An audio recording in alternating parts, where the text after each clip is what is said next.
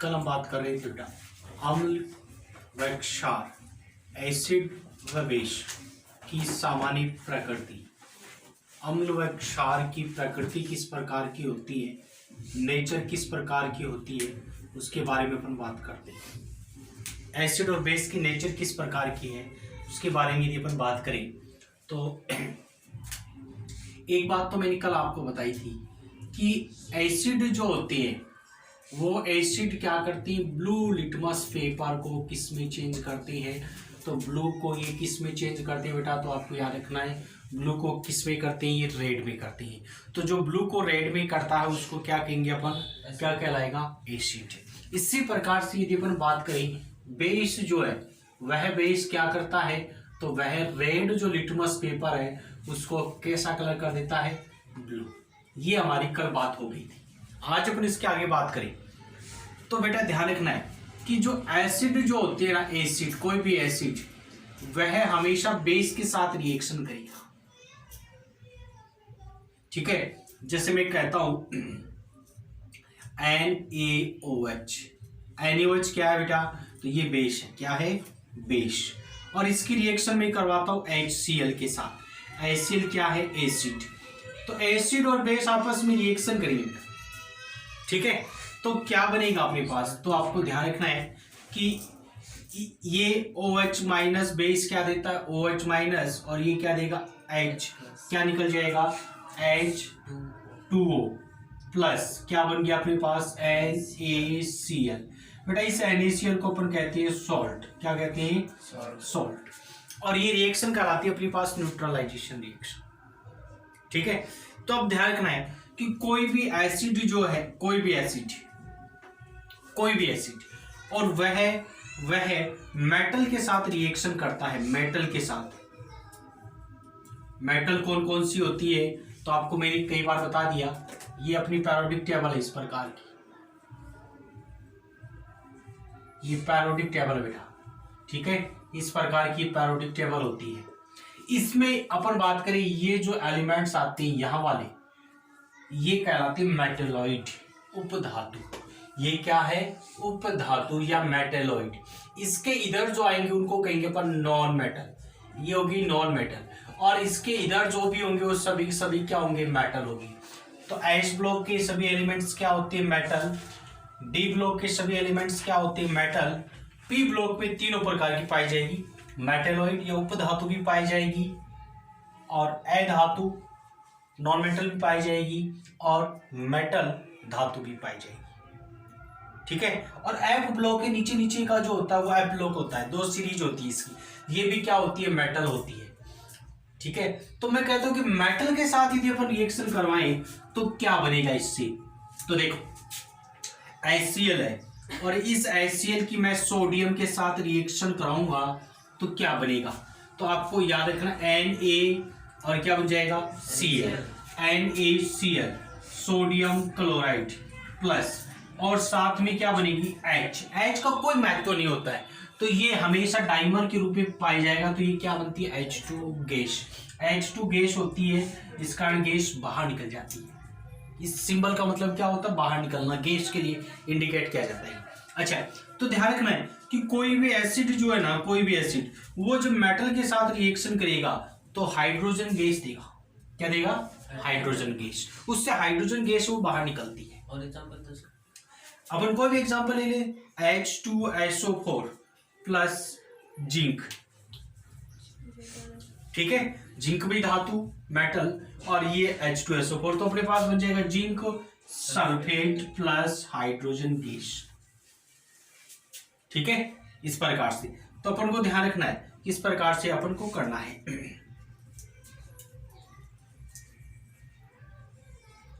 चलो, तो अब आपको ध्यान रखना है कि यहां पर कोई भी एसिड, जब भी अपने पास कोई भी एसिड जो है वो किसी मेटल के साथ जब भी रिएक्शन करेगा तो आपको याद रखना है क्या बनेगा, सोल्ट प्लस इसको तो सोल्ट कहेंगे, और प्लस हाइड्रोजन गैस वो बनेगा। जब भी मेटल के साथ, किसी भी मेटल के साथ आप रिएक्शन करवा दो तो हमेशा ही क्या बनेगा, तो ये बनेगा अपने पास, क्या बनेगा, एसिड कि जब आप मेटल के साथ, किसी भी मेटल के साथ रिएक्शन कराओगे तो हमेशा हाइड्रोजन गैस ही बनेगी।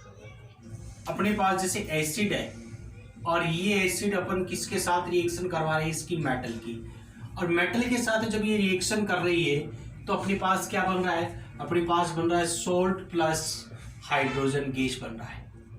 ठीक है, अब कोई ये कहे कि अपन को हाइड्रोजन का टेस्ट करना है, कैसे पता चला अपने पास हाइड्रोजन गैस बन रही है या नहीं बन रही है, तो इसके लिए क्या करते हैं अपन एक नली ले लेते हैं, ट्यूब ले लेते हैं, और इस ट्यूब को अपन गुजारते हैं सोप सॉल्यूशन में। ये सोप सॉल्यूशन है, इस सोप सॉल्यूशन में हमने क्या कर दिया है बेटा, इसमें ये सोप सॉल्यूशन है, साबुन का ये विलियन है, सोप सॉल्यूशन। अच्छा, इधर हमने कोई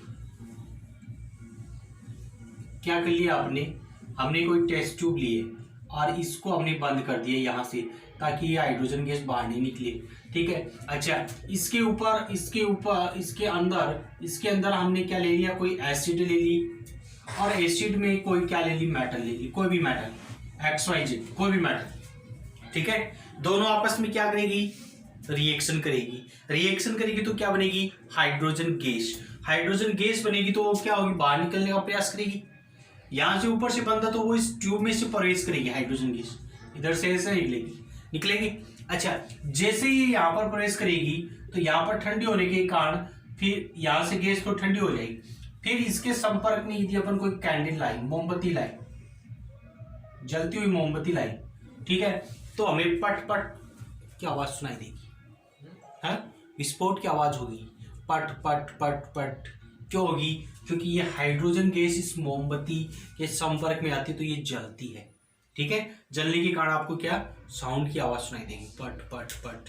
ठीक है ना, तो इस कारण से आपको पता चल जाएगा कि हाइड्रोजन गैस बन रही है या नहीं बन रही। ठीक है, कोई भी एसिड ले लो और यहाँ पर कोई मेटल डाल दो, आयरन डाल दो, कॉपर डाल दो, जिंक डाल दो।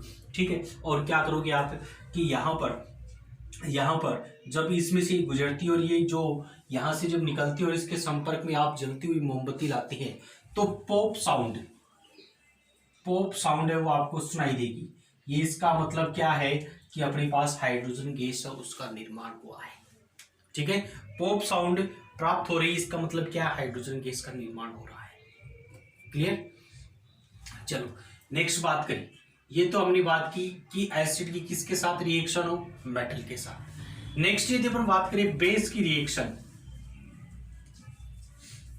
रिएक्शन यदि अपन किसके साथ करवाएं, मेटल के साथ, तो क्या बनेगा। जब अपन किसी बेस की रिएक्शन किसके साथ करवाएं, मेटल के साथ, तो क्या होगा, क्या बनेगा।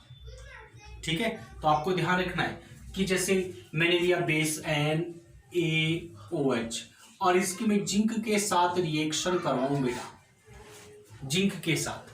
ठीक है ना, अच्छा, जिंक के साथ रिएक्शन करवाऊंगा तो ये जिंक इस सोडियम हाइड्रोक्साइड के साथ रिएक्शन करके बना लेगा Na2ZNO2 प्लस हाइड्रोजन। देखो ये दो हाइड्रोजन हो गए, ये जिंक आ गया और दो NaO आ गई, दो N आ गई, दो ऑक्सीजन आ गई। ठीक है, तो इसका नाम होता है सोडियम जिंकेट। क्या नाम होता है, सोडियम जिंकेट बेटा। ठीक है, तो लगभग जो अपने पास मेटल होती है लगभग, ठीक है, वो तो क्या बनाती है, मुख्य रूप से हाइड्रोजन गैस बनाती है, लेकिन कई ऐसे भी मिल जाएगी आपको जो हाइड्रोजन गैस नहीं लिबरेट करती। ठीक है ना, चलो नेक्स्ट बात करिए कि मेटल जो है, कोई भी एसिड जो है, एसिड, और इस एसिड की अपन किसके साथ करवाएं, मेटल ऑक्साइड के साथ रिएक्शन करवाएं। किसके साथ करवाएं, मेटल ऑक्साइड के साथ यदि आप रिएक्शन करवाते हैं तो क्या होगा। तो एग्जांपल देखिए, जैसे अपन ने लिया एसिड हमने ले लिया HCl की अपन किसी ऑक्साइड, मेटल ऑक्साइड यानी सोडियम ऑक्साइड के साथ यदि मैं रिएक्शन करवा दूं, ठीक है, तो क्या होगा। तो ध्यान रखना है कि अपने पास मेटल के साथ तो हाइड्रोजन गैस अलग हो रही थी, अब ये अपने पास क्या है, एसिड प्लस मेटल ऑक्साइड, तो ये क्या बन जाएगा, ये इस पर प्लस चार्ज, इस पर माइनस चार्ज। ठीक, ये प्लस चार्ज, ये माइनस, यहाँ मेटल पर प्लस, ये माइनस, तो आपस में जुड़ जाएंगे बेटा। प्लस वाला किसके साथ जुड़ जाएगा, माइनस वाले के साथ। तो अपने पास क्या बन जाएगा, NaCl प्लस H, ये बन जाएगा H2O। ठीक है, बैलेंस करें इसको, तो सोडियम 2, तो यहाँ पर कितने लगा दोगे आप 2। जब यहाँ पर 2 लगाओगे अपने आप, तो यहाँ पर भी क्या लगाना पड़ेगा आपको 2। ठीक है, क्योंकि यहाँ पर 2 है तो 2 Cl होगी, 2 हाइड्रोजन और 1 ऑक्सीजन, H2O बन गया। क्लियर। तो ध्यान रखना है कि जब आप किसी एसिड की रिएक्शन किसके साथ करवाते हो, मेटल ऑक्साइड के साथ, तो अपने पास क्या बनेगा, इसको क्या कहेंगे अपन, सोल्ट। क्या कहेंगे, सोल्ट प्लस वाटर का निर्माण। ठीक है, एसिड की रिएक्शन अपन मेटल ऑक्साइड के साथ करवाते हैं तो सॉल्ट प्लस क्या बनता है, वाटर बनता है। जबकि हमने बात किया एसिड प्लस मेटल, तो क्या बनता है, सॉल्ट प्लस हाइड्रोजन। ठीक है, तो अपना केमिकल रिएक्शन कंप्लीट करने में पूछ सकता है HCl प्लस Na2 क्या बनेगा, आगे ये नहीं देगा तो आपको तो कंप्लीट करनी पड़ेगी। ठीक है ना, कोई भी रिएक्शन देख लो, एक और देखते हैं, जैसे H2SO4 प्लस Na2O क्या बनेगा इससे। तो बेटा ये तो Na प्लस का है, ये सल्फेट माइनस का, तो क्या बन जाएगा Na2SO4 प्लस ये सोडियम प्लस ये अपने पास ऑक्सीजन प्लस ये हाइड्रोजन क्या बन जाएगा, H2O। अब इसको बैलेंस करते हैं बेटा, बैलेंस करने के लिए क्या है अपने पास, सल्फेट सोडियम। ठीक है, बैलेंस है। अच्छा, ऑक्सीजन 1 और ये हाइड्रोजन 2, बैलेंस है। ठीक है, तो इस प्रकार से आपको ध्यान रखना है कि जब आप अच्छा, इसकी प्रॉपर्टी कैसी होती है बेटा, ये बेसिक होता है बेटा। कैसा होता है, बेसिक। देखो मेटल के जो ऑक्साइड होंगे, मेटल ऑक्साइड, उसकी प्रॉपर्टी होती है बेसिक। कैसी होती है, बेसिक। अच्छा, नॉन मेटल के यदि कोई ऑक्साइड है, नॉन मेटल ऑक्साइड, उसकी प्रॉपर्टी होती है एसिडिक होती है बेटा। ठीक है, मेटल के ऑक्साइड की प्रॉपर्टी कैसी, बेसिक। नॉन मेटल के ऑक्साइड की प्रॉपर्टी एसिडिक। बेस की रिएक्शन और किसके साथ करवाएं, नॉन मेटल ऑक्साइड के साथ, नॉन मेटल ऑक्साइड के साथ करवाएं बेस की रिएक्शन, क्योंकि नॉन मेटल के ऑक्साइड कैसी प्रॉपर्टी के होते हैं, एसिडिक। ठीक है, तो बेस किसके साथ रिएक्शन करेगा बेटा, एसिड के साथ। ठीक है, तो अपन कोई बेस ले लें, जैसे मैं कह दिया एन, या मैं कहता हूं कोई बेस लेता हूं मैं कैल्शियम हाइड्रोक्साइड, और इसकी रिएक्शन में करवा रहा हूं CO2 के साथ। ठीक है, अच्छा अब क्या होगा, देखो कि ये क्या है, ये खुद क्या है बेटा, तो ये बेस है, OH है तो बेस है। ठीक है, अच्छा ये क्या है, मैंने बताया कि यहां पर कल हमने बात की थी लुईस कॉन्सेप्ट के द्वारा कि कोई भी अपने पास परमाणु है, एटम है, और वो डिफरेंट एटम के साथ डबल बॉन्ड या ट्रिपल बॉन्ड के साथ जुड़ा रहता है, तो वो क्या कहलाता है, एसिडिक कहलाता है या एसिड कहलाता है। ठीक है, तो ये क्या बनाएगा बेटा, ये बनाता है कैल्शियम कार्बोनेट। बेटा इसको कहते हैं मार्बल। क्या कहते हैं, मार्बल। अच्छा बेटा क्या होता है कि जब अपन घरों में जो पेंट वगैरह करते हैं ना, कली करते हैं ना, वो कली जो होती है उसका कलर एक मतलब तुरंत नहीं आता है, 5-7 दिन बाद में वो कली का डार्क होने लग जाती है। क्यों होने लग जाती है, वो कली जो होती है, वो कली क्या होती है, कैल्शियम हाइड्रोक्साइड, यानी चूने का पानी, कैल्शियम हाइड्रोक्साइड चूने का पानी। और वो क्या करता है, इन्वायरमेंटल जो CO2 होती है वो इस पर आकर जुड़ जाती है और क्या बन जाता है, कैल्शियम कार्बोनेट। इसको कॉमन कहा जाता है मार्बल। ठीक है ना, व्हाइट कलर का होता है। ठीक है, तो ये थोड़ा हल्का व्हाइट होता है और ये डार्क होने लग जाता है क्योंकि इस पर CO2 आकर जुड़ने लग जाती है। इन्वायरमेंटल CO2 है वो दीवारों पर आकर जुड़ने के कारण मार्बल का निर्माण हो जाता है, कैल्शियम कार्बोनेट का निर्माण हो जाता है, ये डार्क होता है। समझेगी, तो इसी कारण से कलई जो होती है वो पहले धीरे धीरे है ना उसका कलर आने लग जाता है, डार्क होने लग जाती है। ठीक है, तो ध्यान रखना है कि ये कोई बेस होगा, नॉन मेटल ऑक्साइड के साथ रिएक्शन करेगा तो अपने पास इस प्रकार से रिएक्शन हो जाएगी। क्लियर। अच्छा अब ध्यान रखना अपन को लास्ट पॉइंट कि ये चाहे अपने पास एसिड है चाहे बेस है, दोनों ही अपन बात करें तो क्या होते हैं, तो अपन ध्यान रखना आपको कि कंडक्टर होते हैं। कैसे होते हैं, कंडक्टर होते हैं। एसिड और बेस दोनों ही क्या होते हैं, कंडक्टर होते हैं। और कंडक्टर होने के कारण इनमें से क्या गुजर सकती है, इलेक्ट्रिसिटी या विद्युत धारा जो है वो इसमें से पार हो सकती है। ठीक है, तो ये थी हमारी बात इसके बारे में कि एसिड और बेस की नॉर्मल जो प्रॉपर्टी है उसके बारे में। आज अपन बात करेंगे पीएच के बारे में। पीएच क्या होता है? काफी बार आपने नाम सुना है पीएच। पीएच क्या होता है? What is the mean of pH? PH means होता है माइनस लोग लोग एच प्लस आयन। देखो क्या है कि नेगेटिव ऋणात्मक लोगरिथम और H plus ion. H plus ion को कहते हैं बेटा प्रोटॉन। क्या कहते हैं? प्रोटॉन। तो प्रोटॉन की कंसंट्रेशन जो है, प्रोटॉन की कितनी मात्रा है, उसका नेगेटिव लॉगरिथम क्या कहलाता है? तो वो कहलाता है पीएच। पीएच क्या होता है? Negative logarithm of hydrogen ion. Hydrogen ion का नेगेटिव लॉगरिथम ही क्या कहलाता है? पीएच कहलाता है। क्लियर? अच्छा, पीएच जो है देखो क्या होता है, इसको अपन ऐसे भी लिख सकते हैं कि पीएच बराबर माइनस लोग और H3O प्लस आयन। इसको ऐसे भी लिखा जा सकता है। इसको देखो अपने को इसको कहते हैं बेटा H3O प्लस को अपन कहते हैं हाइड्रोनियम आयन। क्या कहते हैं? Hydronium ion. हाइड्रोनियम आयन क्या होता है? तो वाटर जो होता है, वाटर क्या करता है अपने में H प्लस एक्सेप्ट कर लेता है, और H प्लस एक्सेप्ट करेगा तो क्या बन जाएगा इससे? Hydronium ion. 3 हाइड्रोजन होगी तो प्लस चार्ज आ जाएगा। ऑक्सीजन 2 ही बॉन्ड बनाती है, लेकिन कई बार 3 भी बना सकती है तो प्लस चार्ज आ जाएगा। तो ओनियम और लगा देती है। हाइड्रा कहा जाता है जल को, तो जल के साथ हमने क्या जोड़ दिया? ओनियम। तो क्या नाम हो गया? हाइड्रोनियम। तो ये बना लिया हाइड्रोनियम आयन। ठीक है। अच्छा, तो या तो अपन बोल सकते हैं कि नेगेटिव लॉगरिथम। देखो कई क्या होता है, जैसे अपने पास जो सॉल्यूशन होता है ना, उसमें जैसे मैं कहता हूँ HCl प्लस वाटर है बेटा, तो ये क्या देगा? ये कितने H प्लस देगा? ये H प्लस इसने निकाले, तो ये H प्लस क्या करेगा? इसके साथ रिएक्शन कर लेगा, तो क्या बन जाएगा? H3O प्लस और Cl माइनस। ठीक है बेटा, तो यहाँ पर क्या होता है कि ये H प्लस जो है, या तो अपन बोल सकते हैं इस H प्लस की संख्या कितनी है? ठीक है, H प्लस की संख्या किस रूप में चेंज हो जाएगी? H प्लस किस में प्रेजेंट होगा? तो ये प्रेजेंट होगा H3O प्लस के रूप में। ठीक है, तो इसको कहते हैं अपन हाइड्रोनियम आयन। हाइड्रोनियम आयन क्या होता है?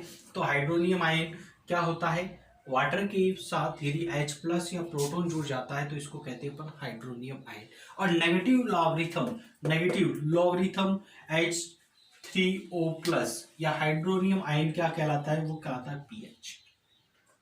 ठीक है, अब अपन बात करें कि पीएच वैल्यू है वो कैसे ज्ञात करती है। तो बेटा आपको ध्यान रखना है कि log 10 की वैल्यू होती है कितनी? 1। कितनी होती है? 1। log 100 की वैल्यू कितनी होती है? तो 2। log 1000 की वैल्यू कितनी होती है? 3। ठीक है, log 1/10 या इसको अपन ऐसे भी लिख सकते हैं log 10 की पावर -1 बराबर कितना होता है? -1। log 1/100 या इसको अपन लिख सकते हैं log 10 की पावर -2 बराबर -2। इसी प्रकार से मैं कह सकता हूँ log 10 की पावर -3 बराबर कितना हो गया? -3। अच्छा, अब अपन बात करें कि ऐसे आ जाए बेटा कि log 2 का मान आपको याद रखना 0.3010 होता है। log 2 का मान कितना होता है? 0.30। इतना याद नहीं रही तो आप इतना भी याद रख सकते हो, log 2 बराबर कितना? 0.3। अच्छा, log 10 बराबर कितना? log 10 बराबर कितना? 1। तो मैं कहता हूं log 3, log 4, log 5, log 6, log 7, log 8 और log 9 उनकी वैल्यू कितनी होगी? तो मैं कहता हूं कि 0.3 से तो ज्यादा होगी और 1 से कम होगी, तो बीच की संख्या ना। ठीक है, तो अपन को जैसे मैं कहता हूं log 3 का मान बताइए। अब log 3 का वैसे तो बुक में दिया हुआ आता है, जब भी क्वेश्चन आता है तो दिया हुआ आता है, लेकिन फिर भी आपको मतलब उसकी एक सारणी आती है बेटा, उसको अपन से देखते हैं। लेकिन मैं आपको आज सीधा शॉर्ट ट्रिक्स बताता हूं। अपन log 2 का मान 0.3 है और log 10 का मान 1 है, इसका मतलब log 3 से लेकर और log 9 तक की जो वैल्यू आएगी वो किसके बीच में आएगी? 0.3 से 1 के बीच में आएगी ना। अब मैं कहता हूं कि इसकी कितनी माने, तो इसकी बेटा 0.4 मान लो, कोई दिक्कत थोड़ी है। इसका log 2 की मान 0.3 है तो इसका कितना मान ले? 0.4 मान ले। क्लियर? ठीक है, या 4 1 मान ले, कोई दिक्कत नहीं है।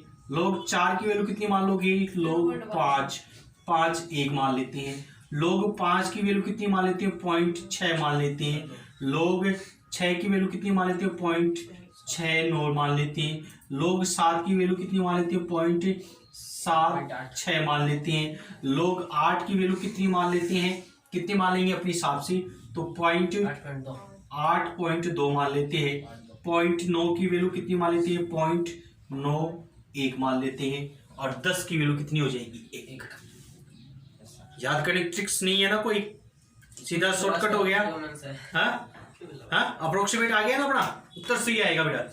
ठीक है, तो इस प्रकार से आपको ये वैल्यू आपको याद रखनी है, इस प्रकार से। ठीक है, वैसे दी हुई आती है, जैसे अपने को सवाल आता ना तो उसमें ये वैल्यू दी हुई आती है। log 5 की वैल्यू इतनी होती है, log 4 की वैल्यू इतनी होती है। ठीक है, तो अपन पुट अप कर देंगे। ठीक है, अपन क्या करेंगे, अपन इसमें पुट अप कर देंगे। log 1 की क्या? हाँ, log 1 देखो, अब log 1 की वैल्यू मैं कह रहा हूँ, देखो log 2 की पॉइंट कितनी है? 0.3 है, तो log 1 की इससे तो कम होगी। हाँ, 0.2 कर दो, 0.19 लिख दो, 0.18 लिख दो। समझ गए? समझ गए क्या? ठीक है, मतलब 0.3 से कम होगी। pH बराबर क्या बताया मैंने? pH बराबर होता है -log H प्लस, क्या कहलाती है? pH कहलाती है। pH, इस P का मतलब क्या होता है? P मतलब एक ग्रीक शब्द है बेटा, पुशांस। क्या शब्द है? पुशांस। ग्रीक शब्द बेटा, पुशांस। P मतलब पुशांस है, ग्रीक वर्ड्स है। ठीक है, जिसका मतलब होता है स्ट्रेंथ, ताकत, कितनी स्ट्रेंथ है उसमें। इस स्ट्रेंथ को प्रदर्शित करने के लिए ये प्रदर्शित किया जाता है P फॉर पावर, स्ट्रेंथ। ठीक है, पुशांस। ठीक है, अच्छा, इस pH का सर्वप्रथम जो प्रयोग किया था वो किया था सोरेनसन। सोरेनसन ने सबसे पहले pH जो शब्द है उसका प्रयोग किया था। किसने किया था? सोरेनसन ने। ठीक है, सोरेनसन ने सबसे पहले pH शब्द का प्रयोग किया था। यहां पर P मतलब क्या होता है? पुशांस होता है, ग्रीक शब्द है जिसका मतलब होता है स्ट्रेंथ। और स्ट्रेंथ किसकी स्ट्रेंथ है? यहां पर H प्लस या हाइड्रोजन की। ठीक है, हाइड्रोजन की जो स्ट्रेंथ है, ताकत कितना है उसमें, कितने H प्लस देता है। जितने ज्यादा H प्लस देगा उसका मतलब pH उतनी ज्यादा रहेगी, जितने कम देगा तो pH उतनी कम रहेगी। ठीक है, इसका मतलब स्ट्रेंथ, ताकत को प्रदर्शित करता है ये। ठीक है, P फॉर पुशांस। क्लियर? अब अपन बात करें कि pH के मान कैसे ज्ञात करते हैं। आपको क्वेश्चन में आता है कि यदि अपने पास H प्लस, या तो H प्लस दिया हुआ आएगा या दिया हुआ आएगा H3O प्लस की कंसंट्रेशन जो है वह है 1 गुणा 10 की पावर -7। pH वैल्यू बताइए, pH कितनी होगी? तो ध्यान से देखो, pH बराबर क्या होता है? क्या होता है? -log H प्लस, ये होता है। यहां पर हमने रखा माइनस और log, और H प्लस के स्थान पर या ये दिया हुआ है तो ये लिख देंगे 1 गुणा 10 की पावर -7। मैंने बताया कि log 10 की पावर -7 होता है, इसकी वैल्यू कितनी होती है? क्योंकि 1 को करेंगे आप किसी भी संख्या से गुणा तो 10 की पावर -7 आ जाएगा। log 10 की पावर -7 की वैल्यू कितनी होगी? तो आपको ध्यान रखना -7, और आगे किसका सिंबल है? आगे है माइनस का। -log 10 की पावर -7 की वैल्यू कितनी? -7 लिख दिया। अच्छा, बराबर pH, और माइनस क्या हो जाएंगे? प्लस, तो वैल्यू कितनी हो गई? 7। pH की वैल्यू कितनी हो गई? 7। log कट गया, log की वैल्यू तो आई है, log 1 गुणा 10 की पावर -7 की वैल्यू -7। ठीक है, अच्छा, अब इसके द्वारा आप बता सकते हो कि विलयन कैसा है, एसिडिक है कि बेस है कि न्यूट्रल है। तो ध्यान से देखो, इसमें जो pH का मान जो आता है वह 1 से चालू होता है और 14 तक चालू रहता है। -5 है तो ठीक है, 1 से लेकर और कितने तक होता है? 14 तक होता है इसका मान, 1 से लेकर 14 तक। अच्छा, बीच में 7 के बारे में बात करते हैं। तो 7 यदि किसी की पीएच प्राप्त होती है तो वो क्या कहलाता है, न्यूट्रल। वाटर को अपन पीते हैं बेटा, कभी भी एसिड को नहीं पीते अपन। हम किसको पीते हैं, वाटर को। वाटर को भी पीते हैं, HCl को नहीं पीते हैं, H2SO4 को नहीं पीते हैं। क्यों नहीं पीते हैं, क्योंकि वाटर क्या होता है, न्यूट्रल होता है। न्यूट्रल जो चीज होती है वो अपने को नुकसान नहीं करती है। तो इसकी पीएच कितनी है, 7 जिसकी भी पीएच आती है वो क्या कहलाएगा, न्यूट्रल। 7 से इधर की तरफ चले तो वो कहलाएगा एसिड, और 7 से अबोव चले तो वो कहलाएगा बेस। ठीक है, इधर के वाले एसिड और इधर वाले बेस, जितना इधर की तरफ जाओगे वो स्ट्रॉन्ग होता जाएगा, इसके इधर जितना आओगे तो वो स्ट्रॉन्ग हो जाएगा। तो स्ट्रॉन्ग एसिड वाले की पीएच कितनी होती है, 1 के पास वाली। अच्छा, स्ट्रॉन्ग बेस वाली कितनी पीएच होती है, तो वो कितनी होती है, 14 के आसपास वाली। क्लियर। एसिड अलग चीज है, बेस अलग चीज है, न्यूट्रल अलग चीज है। न्यूट्रल जैसे सॉल्ट के बारे में आपको बताया था, कौन सा सॉल्ट न्यूट्रल रहेगा। ठीक है, जब दोनों वीक है या दोनों स्ट्रॉन्ग है तब न्यूट्रल रहेगा सॉल्ट। ठीक है, तो अपने पास वाटर कैसा है बेटा, न्यूट्रल होता है। ठीक है, एसिड और स्ट्रॉन्ग बेस पिलाने तो न्यूट्रल ही तो है। हाँ, तो वो एक साथ पीना पड़ता फिर।